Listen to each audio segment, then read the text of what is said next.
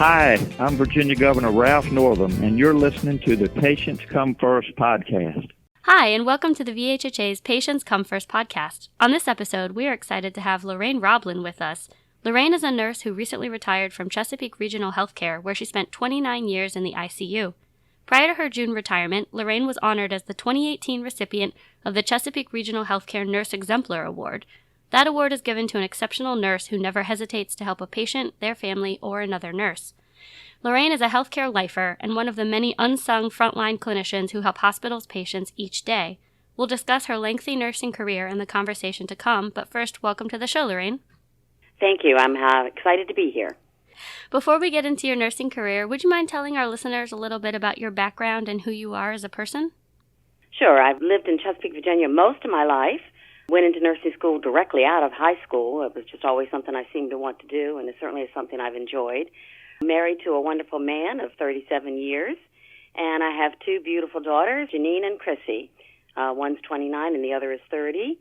And actually, nursing has been my whole life, actually, and I've really enjoyed it.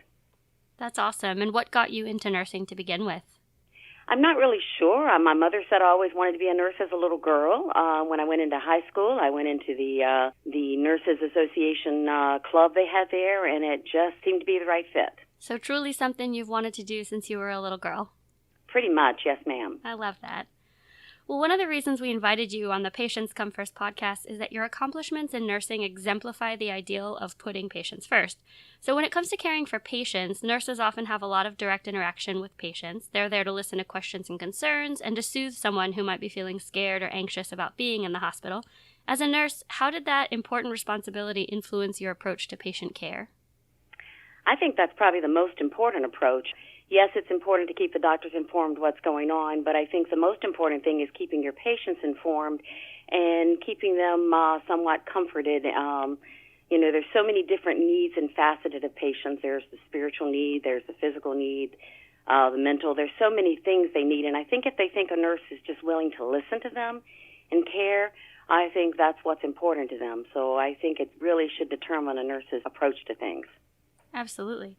And for the sake of our listeners, we should disclose that we learned about you from an article in the Virginian Pilot newspaper. And in reading that article, one thing that really stood out to me was a quote about you from a colleague, Annette Butler, who praised your knack for teaching younger nurses. She said, "Your brain is a computer," and explained that your coworkers wish you could leave a copy of it at the hospital when you retired. So in your opinion, what do you think it takes to effectively teach colleagues the right way to do things? I think, first of all, as you're teaching, you're constantly learning also. Every time I teach a new colleague, they challenge me with new questions. They challenge me with things because medicine is constantly changing. I always tell new nurses that you're never going to know it all. If you do, it's time to get out and find a different profession. Nursing and medicine in general is constantly changing, new techniques, new programs.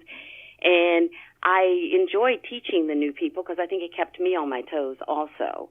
I just want to throw this little tidbit in there. One of the nurses I used to work with said, keep teaching those young girls because they're the ones that are going to be taking care of us when we need nurses. And I thought that was a good point of view to, take into heart and to think about also. But teaching new nurses at the bedside is one thing I really enjoyed. And has that been something you've done in your career since you started? Is it something you kind of took under you took your colleagues under your wing as you were more experienced? How did that facet of nursing come about? It usually develops as you become more experienced. Certainly they want you to have some background so that you can teach the nurses the proper policies, procedures, and just the proper way of taking care of patients and things. So usually it occurs after a period of time. I'd probably been a nurse a few years before that developed.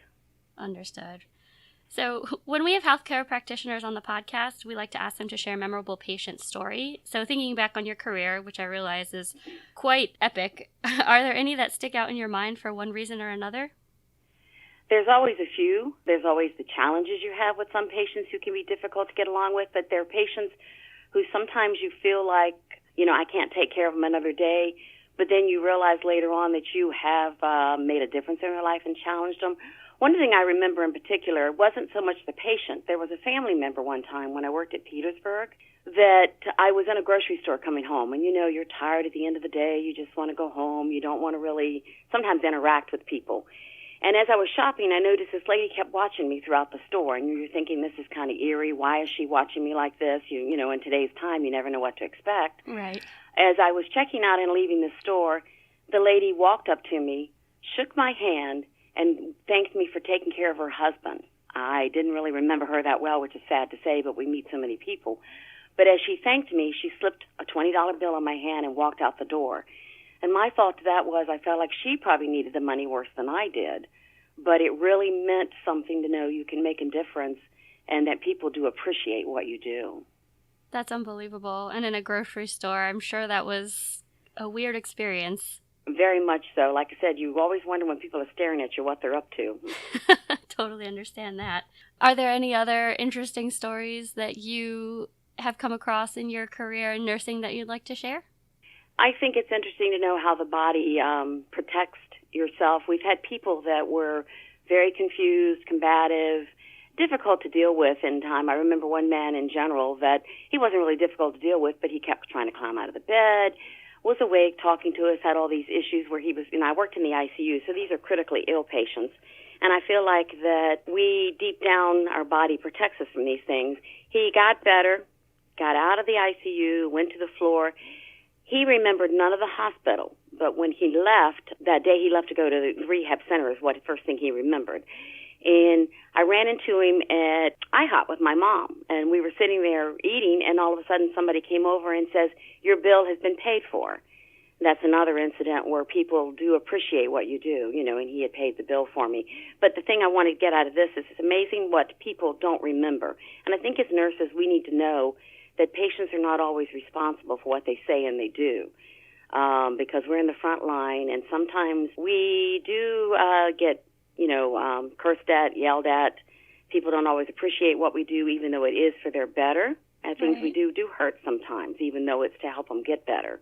And I think we as nurses need to not take that personal and remember that.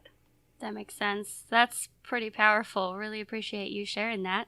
I want to touch base again with the award that you were given earlier this year. I was wondering what that meant to you, if you were shocked in any way to receive it, and, kind of how that really encapsulates your career at Chesapeake Regional.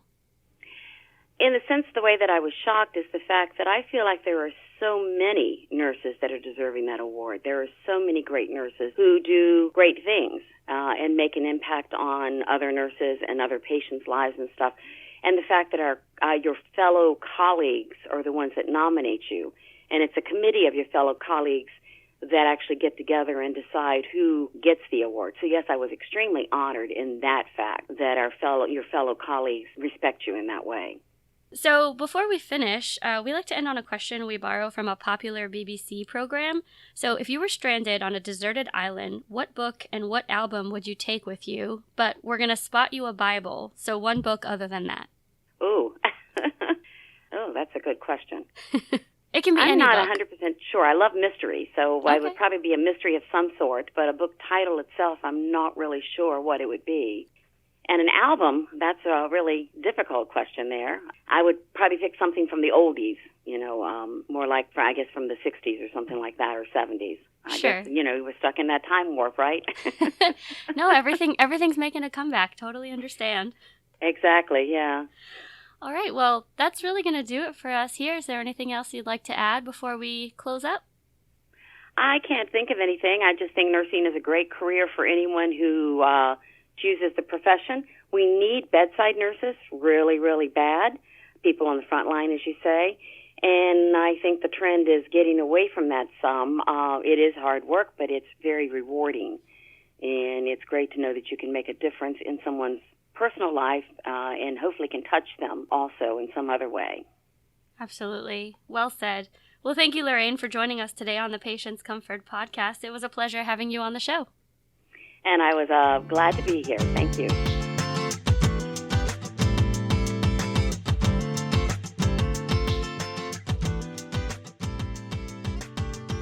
That's going to do it for today's episode of the Patients Come First podcast.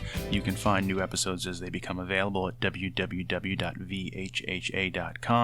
You can also find episodes of the podcast on SoundCloud. We also encourage you to engage with us on social media, including Facebook and Twitter.